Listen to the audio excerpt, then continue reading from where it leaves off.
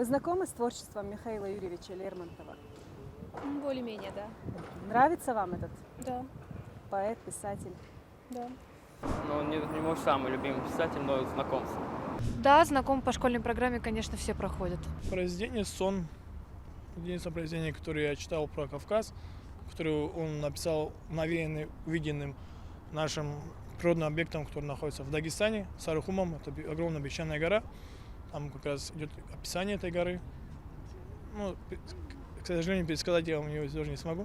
Вы читали стихотворение Михаила Юрьевича Лермонтова «Валерик»? Да, читал. Нет, к сожалению, не читал этот, но обязательно прочитаю. Да, я читал.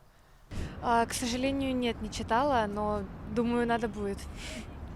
Честно, не читал, но слышал про него. Читал описание его и так далее. Да, я ознакомлен с данным произведением Михаила Лермонтова. Валерик я читал. Может, вы нам расскажете, о чем говорится в этом стихотворении? В этом стихотворении он описывает сражение в Чечне, в котором он участвовал. Я думаю, что там говорится про селение Валерик и про войну. Это стихотворение посвящено событиям Кавказской войны, определенно 1840 году, когда там у реки Валерик происходило сражение. Там непосредственно находился сам Лермонтов, и он в этом стихотворении описывает эти события, происходившие там. Нет. Ну, как я знаю, это про Кавказскую войну, про сражение. Само стихотворение имеет огромное значение для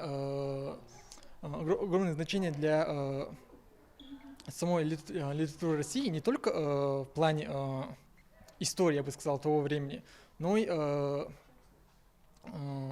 самого вдохновения для Лермонтова. Тема любви. Это было одновременно любовное послание Лермонтова и стихотворение про это сражение, в котором он участвовал. А кто участвовал в этом сражении? Имперские царские войска и чеченцы. А кто являлись предводителями? Царских войск был генерал Голофеев, кажется, а чеченцев Шоиб Мулла Центаровский, если правильно помню. Кавказская война?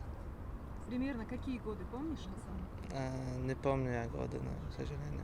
Участниками сражения являлись, сама война называется Кавказская война, Кавказ воевал с Российской империей. Ну, я не особо люблю Лермонтова, я больше, наверное, по Толстому. Участниками сражения это времен Кавказской войны. Честно сказать, имя забыл, не помню подробности этого. Ну, скорее всего, какая-то царская гвардия против горского сопротивления. Как обычно. Да, как обычно в войнах бывает. Тут, можно сказать, и дает подсказка само название «Валерик». Говорит о предстоящих событиях при сражении у реки Валерик. И если подробно изучить данное произведение, то можно уже понять, что о нем говорится в первую очередь, я бы сказал, о ужасах войны тех времен. Собственно, непосредственно чеченцы и царская армия под командованием генерала Голофеева. Только чеченцы? Не знаю. А вы помните, где проходило описанное сражение? В Чечне на реке Валерик.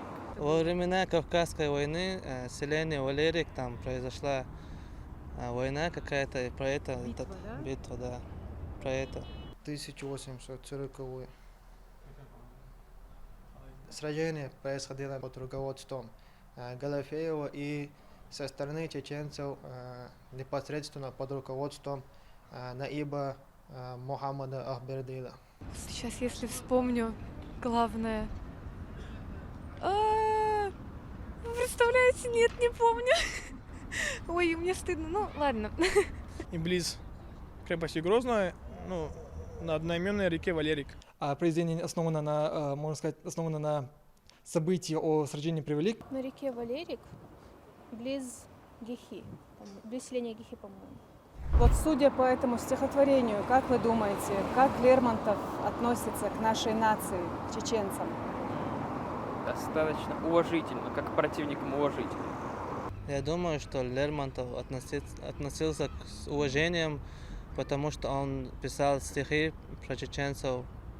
И, короче, нормально. Да, да, хорошо относился. Он относится к чеченцам с уважением, можно так сказать. Он говорит о чеченцах как о гордом, храбром и бесстрашном народе, описывает их таким уважительным образом. Ой, я думаю, хорошо, потому что он же детство бывал на Кавказе. Здесь он лечился прекрасно. Мне кажется, да и все хорошо относятся. Нету ничего такого. Ну, вообще он много времени провел на Кавказе. Во-первых, он здесь служил, он был близко знаком с нашим менталитетом, с нашим народом. Соответственно, он многое вдохновлялся именно с Кавказа. Писал много произведений, в том числе вот этот самый Валерик. Есть у него произведения, написанные и о других местоположениях, об объектах. В принципе, он здесь и погиб, поэтому, я думаю, довольно-таки теплые отношения у него были к Кавказу, так и у многих поэтов, которые здесь побывали, и не только поэтов, и солдат. В плане чеченцев, конечно, тут Лермонтов также имеет огромное значение между с отношениями с чеченцами. Такие же, как и имел отношение Лев Николаевич Толстой. И что же это за отношения? Я бы сказал, в первую очередь, можно сказать, и понимающую, сочувствующую ту ситуацию, в которой находился народ чеченцев, чеченский народ в того периода. Он понимал, он сочувствовал данным событиям, потому что война же все-таки, это, вы понимаете, война же плохо. У меня создалось впечатление, что он относится к ним довольно уважительно, как к достойному сопернику. Голубь прервал мое мечтание, ударив по плечу. Он был кунак мой. Я его спросил, как месту этому название. Он отвечал мне: Валерик, а перевесть на ваш язык, так будет речка смерти. Верно дано старинными людьми. Сирий Дикюэль, добрый вечер. На передаче «Наследие» у нас гость Зара Улудиновна Гилаева, кандидат исторических наук, доцент Чеченского государственного университета имени Ахмад Хаджи Кадырова. Маршал Зара. Дели салам маршал Хильмов. Масутили хаусар хошна сюдика Хильмасири. Зара, вы человек, который очень серьезно занимается XIX веком. Михаил Юрьевич в своей поэме описал сражение, которое произошло при реке Валерий. 1840 год. Всеобщее восстание в Чечне. Что послужило причиной этого? Вообще Валерийское сражение – это эпизод в ходе Кавказской войны. Именно 1840 год он был знаковым годом в истории чеченцев. С этого года начинается так называемая блистательная эпоха Шамиля, по выражению Добролюбова. Дело в том, что после поражения под селением Ахульго в 1839 году в Дагестане Шамиль переходит с несколькими миридами в Чечню. Он был очень радушно, гостеприимно принят чеченцами, как это было принято у чеченцев. Его и охраняли, как бы с ним что-то не случилось. Сперва он проживал в селении Биной, потом из Биноя был переведен в Шатой.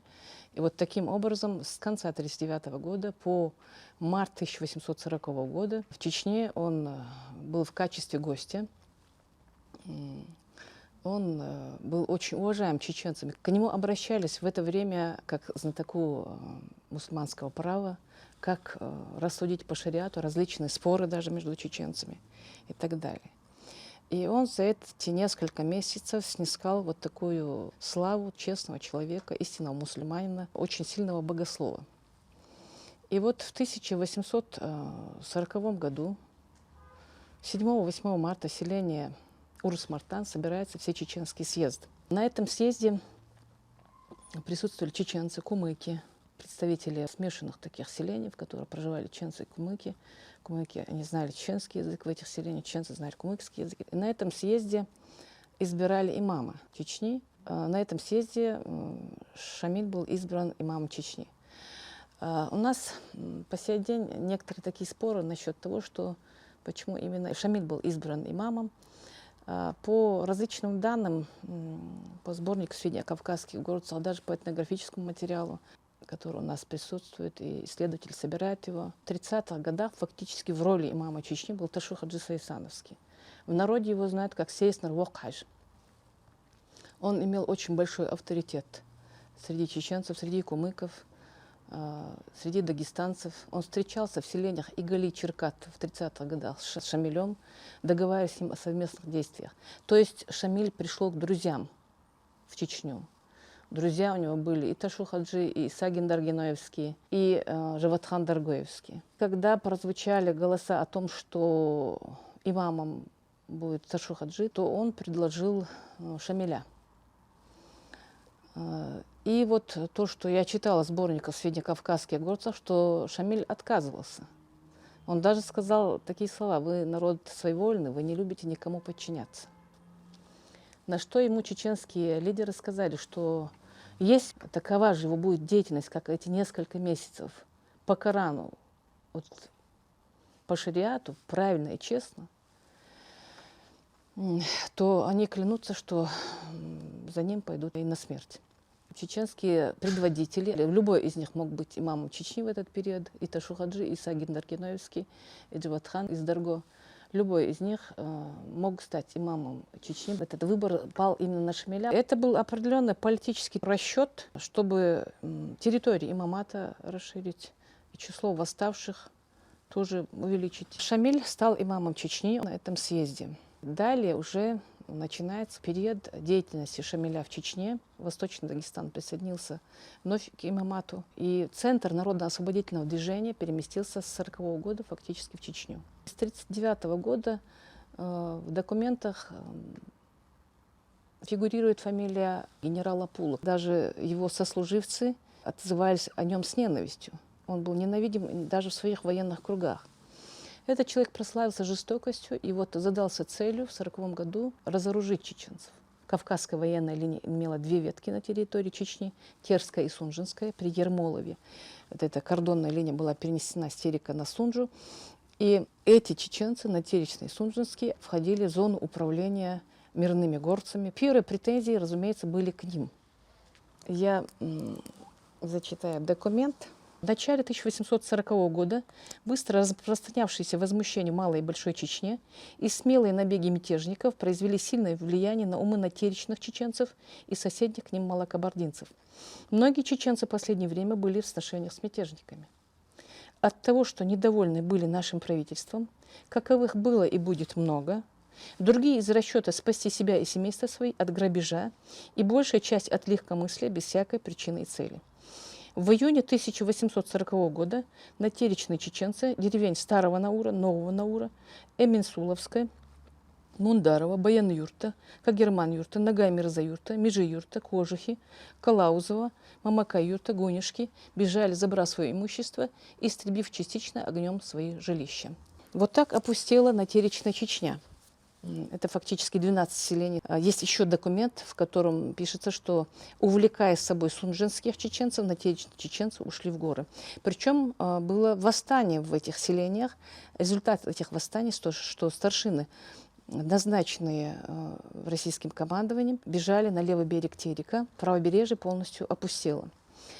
Очень много авторов, Чичагова, например, это Иванов, они говорят о том, что именно действия натеречных чеченцев способствовали тому, что восстание стало всеобщим. Потому что вывод остальными чеченцами, горными, равнинными, предгорными, был сделан однозначно. Натеречные чеченцы находились в более выгодной системе, в смысле в земельной, торговой и так далее. Легче им было переходить на левый берег, это были торговые центры ремесленные. В свою очередь горные чеченцы торговали через них. И вот таким образом происходил вот этот обмен и торговля. То есть они находились достаточно на выгодном месте. Не говоря уже о том, что земель было много по Тереку, причем почвенный, климатический, все это было изучено еще в XVIII веке. Такой автор, как Гюльденштедт, говорит о том, что на правой стороне Терека хорошо растет виноград. Целебные источники, все они тоже расписаны уже в XVIII веке. Эта часть Чечни была удобна для развития земледелия, скотоводства, торговли и обмена.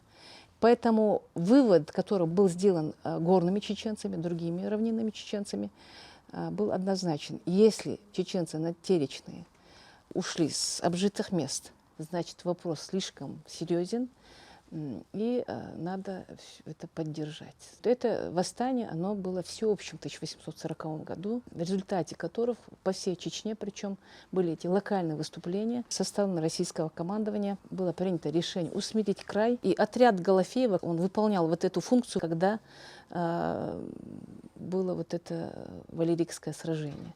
Отряд Голофеева должен был дойти до Ачхой-Мартана через Гихи, через реку Валерик. И вижу я неподалеку, у речки, следуя пророку, мирной татарин свой намаз творит, не подымая глаз. А вот кружком сидят другие. Люблю я цвет их желтых лиц, подобный цвету ноговиц, их шапки, рукава худые, их темный и лукавый взор и их гортанный разговор.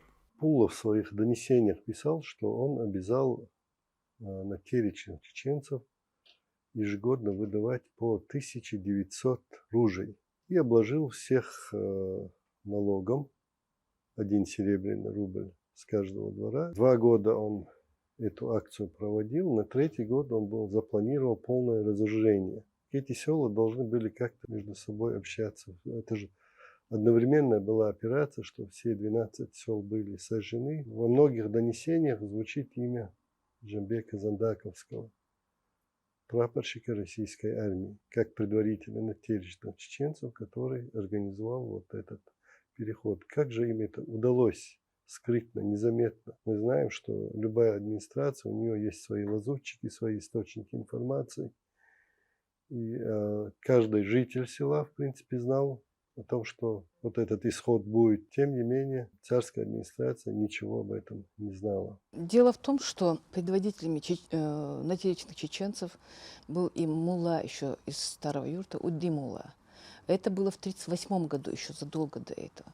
Значит, поскольку Старый Юрт, или Дойкар, или как сейчас называют, играл очень большую роль, это было очень крупное село, даже вот среди натеричных селений его называют Нан-Юрт. Они пораньше еще ушли, больше. Причем констатация вот этого факта тоже есть в документах, что из 800 семейств здесь уже только к 1940 году 300-400 семейств осталось. Они обратно переселились в горы. Это недовольство, оно зрело, оно возникло не в 1 год. Причем из Верхнего Наура Хамзат Гихинский, еще такая личность известная. И почему Гихинский и почему Верхний Наурский? Дело в том, что поселение чеченцев по Тереку, последнее возвращение чеченцев на Терек было, как пишут в документах различные исследователи, не позднее 50-х годов 18 века.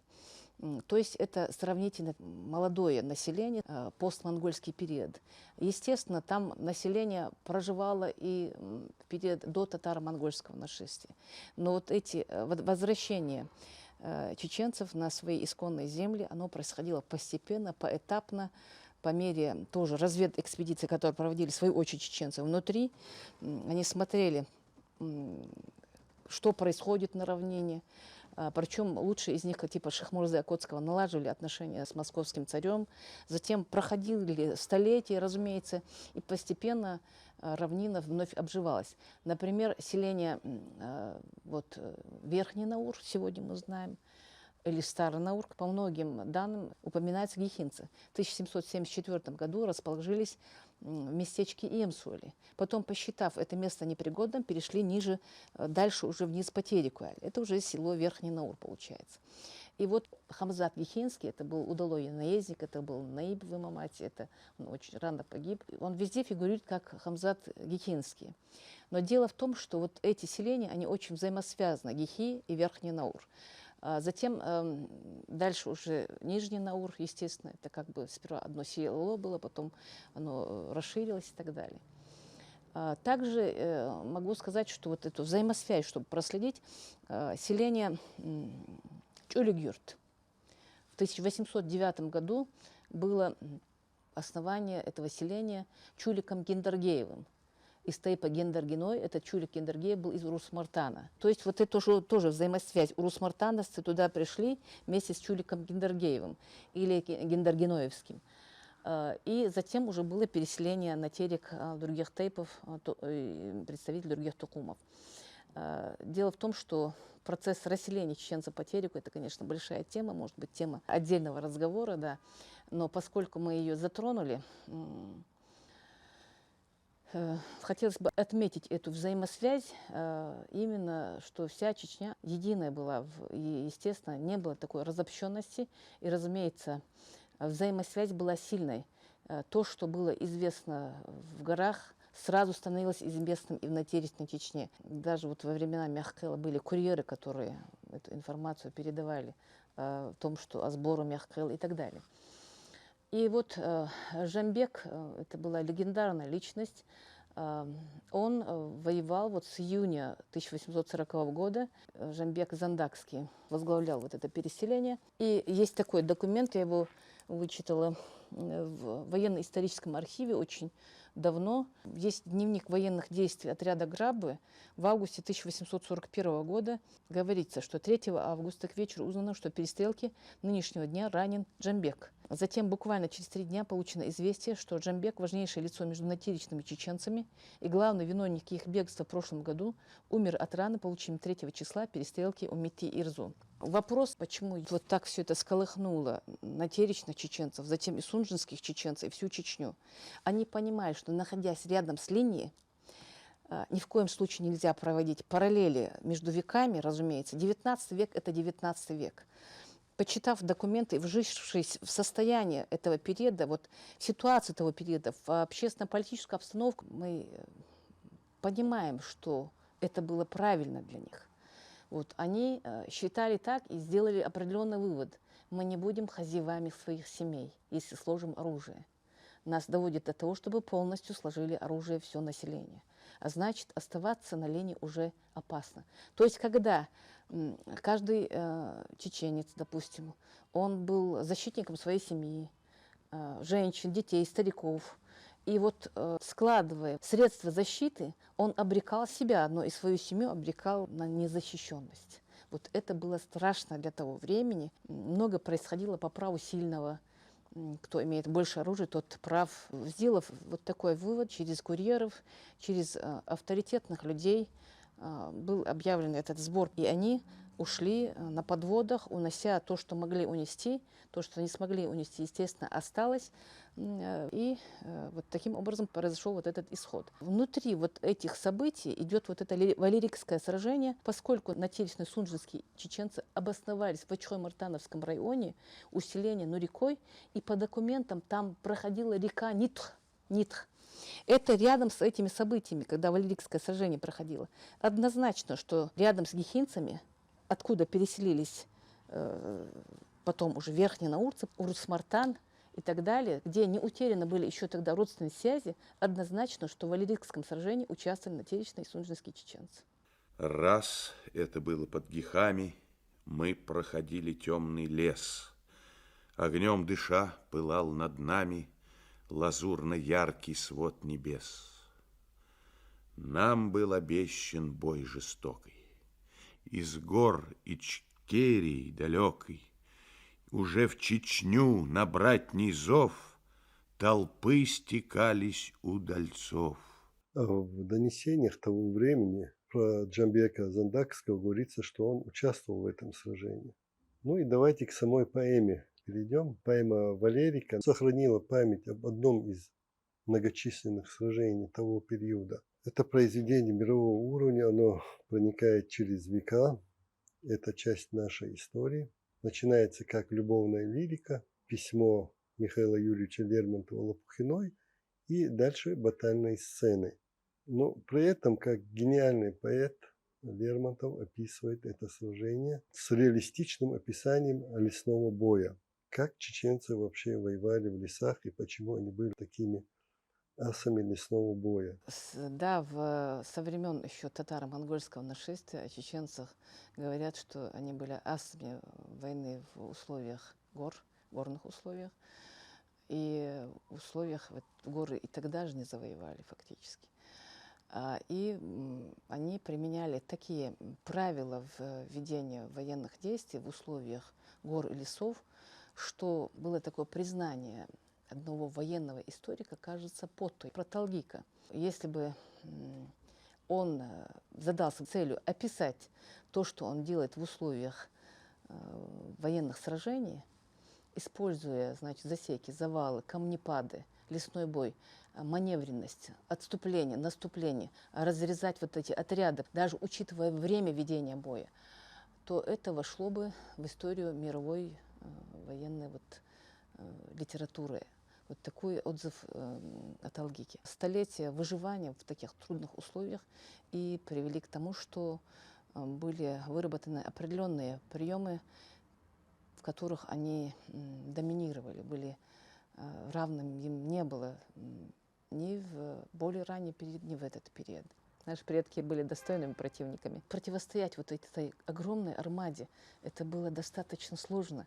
Это, конечно, надо было быть асом, надо было проявить маневренность, проявить ум, смекалку военную. И это было у чеченцев. Они все свои навыки, все свои умения применяли, всю свою удаль и отвагу. Огромная любовь к своей родине, желание сохранить свои обычаи, традиции, свою веру приводило их к такой отчаянной отваге, которой восхищались великие люди России. В их числе был Лермонтов. Он в своем стихотворении Лермонтов называет удальцами. Вот только врага, даже если это враг, но если ты его уважаешь, можно назвать удальцом. Когда ты с ним вышел на этот бой, ты в этом сражении мог погибнуть, и ты называешь их удальцами. Это глубокое уважение, это вот чувство справедливости внутри себя. Понимаешь, что вот, да, враг, но это достойный враг.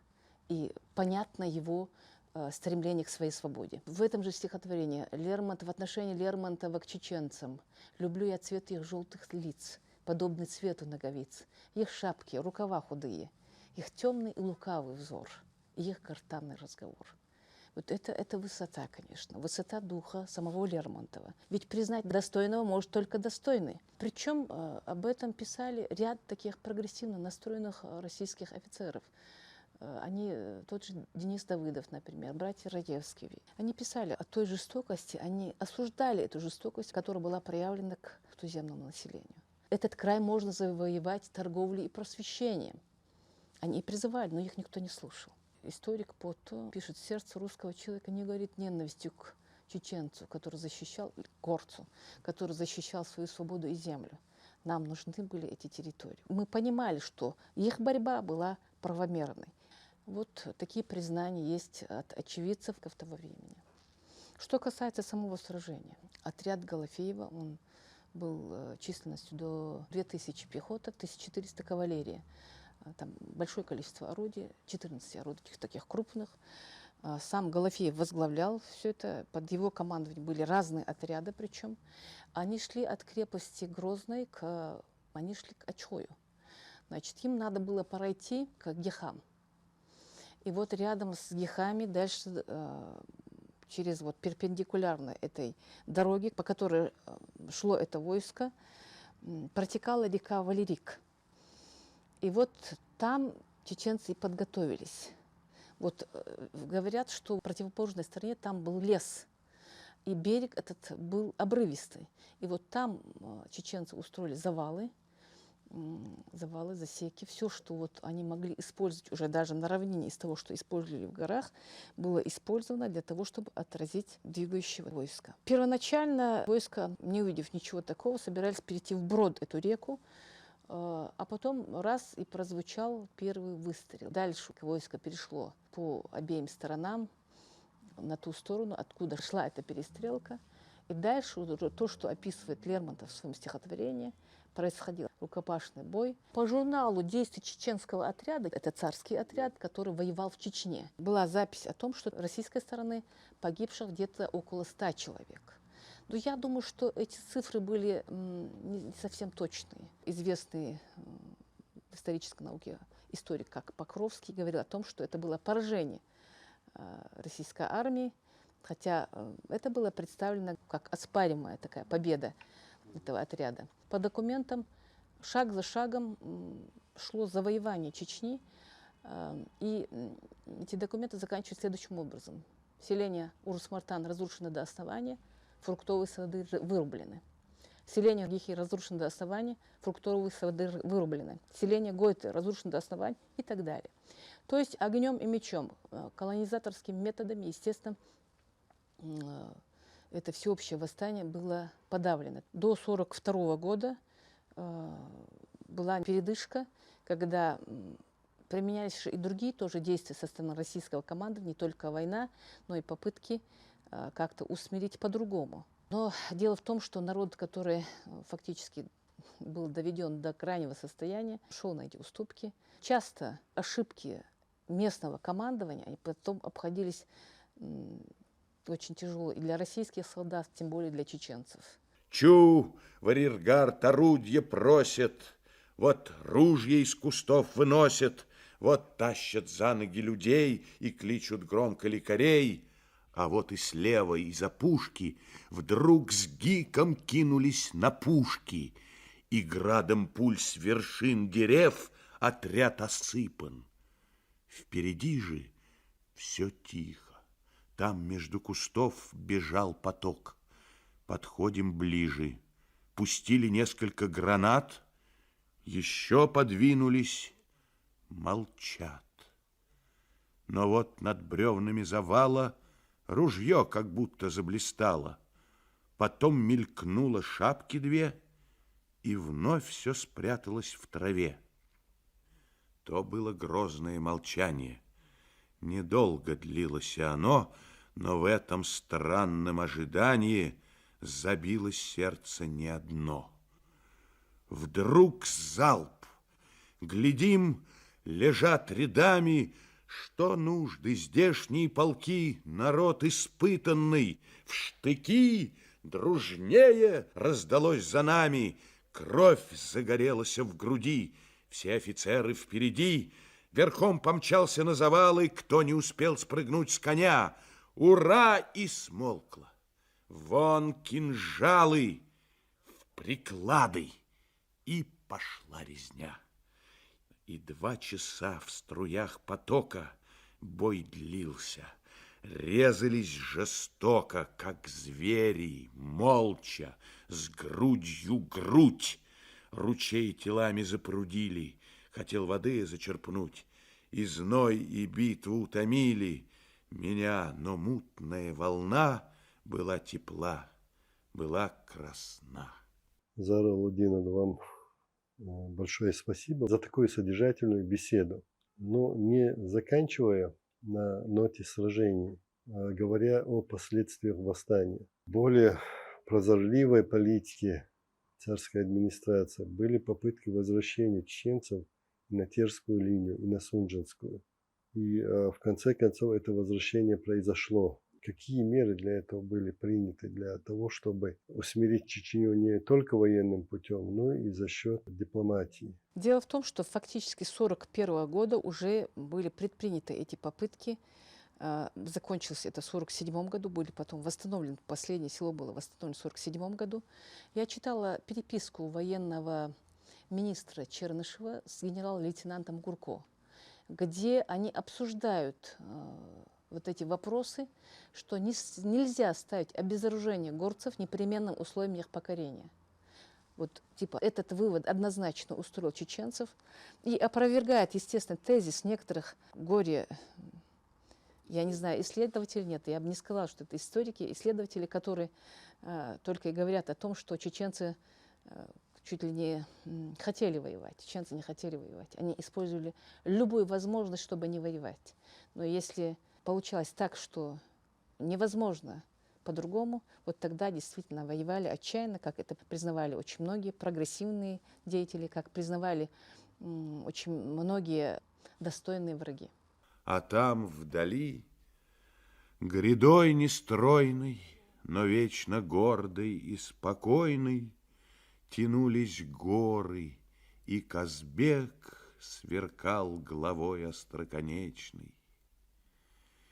И с грустью тайной и сердечной я думал, жалкий человек, чего он хочет, небо ясно, под небом места много всем, но беспрестанно и напрасно один враждует он Зачем?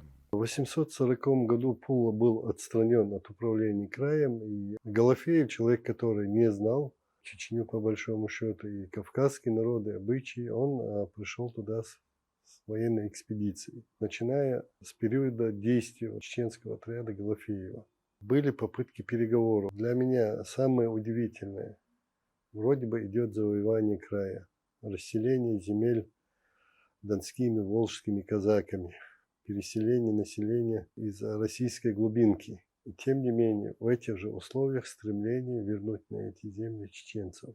Как одно связывается с другим. Это очень дальновидная политика, разумеется, была. Это однозначно признают и в этой переписке, что управлять чеченцами рядом с линией проще, чем в горах, когда они будут совершать набеги и уходить. А так мы предоставим им прежние условия жизни, остальные будут видеть, как они живут, что оружие разрешается им, и постепенно край перейдет в свое мирное русло. То есть это была дальновидная политика, управлять действительно ближайшими коленями, когда край фактически не был завоеван, и управление в крае так не было повсеместно. Естественно, управлять в горах чеченцами или на равнине, это была большая разница. Естественно, этот момент не был упущен весьма умными, дальновидными политиками России. После того большого похода, когда были уничтожены Рус-Мартан, Гайты, Гихи, Ачхой, чеченцы не стали восстанавливать большие села. Они начали расселяться в лесных чашах, в Черных горах по маленьким хуторкам. Восстановление больших сел произошло позже, когда произошло и возвращение чеченцев на Терек. Вот эта тактика проживания в маленьких хуторах, это, конечно, сказывалось и на обеспеченности населения, на репродуктивности. Люди претерпевали большие неудобства, нищету, голод, холод. И тем не менее это принесло свои плоды в плане оказания сопротивления надвигающемуся противнику. Как же было принято решение о восстановлении этих больших сел? Как к этому снова пришли чеченцы? Какие факторы на это влияли? Ну, во-первых, если управление распространялось в этот период на Притеречную и Присунжинскую Чечню, то дальше уже это управление настолько не распространялось. И из Грозной, когда шли экспедиции, вырубались фруктовые сады, как я сделала такой вывод, когда читала эти документы, что, наверное, фруктовые сады вырубались для того, чтобы не восстанавливать эти села чеченцами. Потому что там, где сады, снова возвращаются, участки видно, где чей дом располагался, и как бы не было разрушено население. Но, тем не менее, потом в верхах российского главнокомандования тоже был сделан однозначный вывод, что пусть лучше расселяются на равнине. Это больше приводило к подчинению, к усмирению края, чем то, что они будут в лесных трущобах или в горах строить какие-то временные постройки. А, кстати, за период Кавказской войны так получалось, что до 20 раз одна семья строила для себя жилище. То есть нехитрые очень. То есть из досок там как-то глины покрывали, и без особых удобств, естественно, лишь бы была крыша над головой. Потом бросали вот это жилище в другом месте. Такое жилище они могли сделать примерно в течение 2-3 дней. 19 век – век, когда империи продвигались, завоевывали малые народы. Практически на земном шаре не осталось места, которое не контролировалось бы какой-либо империей. Вся история 19 века – это история войн и завоеваний. Вы правильно сказали, что 20 век – это уже другое измерение, другое общественное сознание, другие политические системы. Для нас, для чеченского народа, что является приоритетным? Какой взгляд в будущее? Какие уроки из прошлого? Конечно, прошлое надо изучать, его надо знать, его надо исследовать. Иначе оно имеет, как говорили великие, риск повториться. Обязательно надо, конечно, исследовать. И понимать, делать правильные выводы. Мы должны понимать, что 19 век – это 19 век. Никто не должен оправдывать жестокости того времени, проявленной по отношению к чеченцам. Не должны оправдывать. Она была. Но питаться сегодня ненавистью того времени И вот проводить параллель чеченцы тоже не должны. Пора дедовских кинжалов прошла. Да, они были достойными врагами и противниками. Они достойно прожили. Они отдали свою жизнь за веру, за свою свободу, за землю. Но они в то же время имели мудрость и дальновидность остановиться, когда этого требовало будущее, когда свою деятельность развил очень сильно Кунта Хаджи Кишиев, который был против этой войны, просил остановить войну. Когда можно было пройти по селениям и не увидеть ни одного здорового молодого человека. Когда фактически Чечня обезлюдила. Мы должны понимать, так было Всевышним суждено, что наш край стал частью Российской империи. И постепенно произошла интеграция нашего края в российскую систему гражданского управления, торговое и так далее, правовое поле. В 20 веке в революции чеченцы настолько они воевали за советскую власть, они были уже частью российского народа. Сегодня перед нами встают иногда вопросы, нужно это изучать или не нужно, потому что тяжелая очень страница. Я помню 96-й год, когда была направлена на стажировку в Москву, и в архиве читала уже, плача и прикрывая глаза, документы разорения чеченских сел в XIX веке. Практически тяжело было в 96-м году очень читать все это. Но для того, чтобы не было повтора всего этого, мы должны делать правильные выводы из того, что было в нашей истории. Мы должны понимать, что наш путь только через образование, через науку. Для нас очень важно сохранить себя как народ, свою идентичность, свои традиции, обычаи, где бы мы ни были. И очень важно, чтобы мы умели ладить с другими народами. А для этого надо действительно быть представителем своего народа. Наши традиции, наши обычаи, наша вера учит очень высокой культуре выживания. Причем демократизм нашего народа, он меня даже удивляет. Мы настолько сегодня не демократичны, какими были в XIX веке наши предки, были настолько мягкие и человечны по отношению к тем людям, которые просили у них кровь, которые приходили к ним. Мы должны извлекать выводы, правильные уроки из нашего прошлого и жить дальше, глядя в наше будущее, так, чтобы это будущее у нас было. Я думаю, нашим зрителям будет интересна эта беседа, и я для себя также получил много полезной информации и расширил горизонты своих знаний. Очень много читал документов, нарративов, связанных с XIX веком. Тем не менее, эта беседа была полезной и интересной. Дал шарез волч аур нохчи дош бусалба дош хил вайкам вайтехевизндел.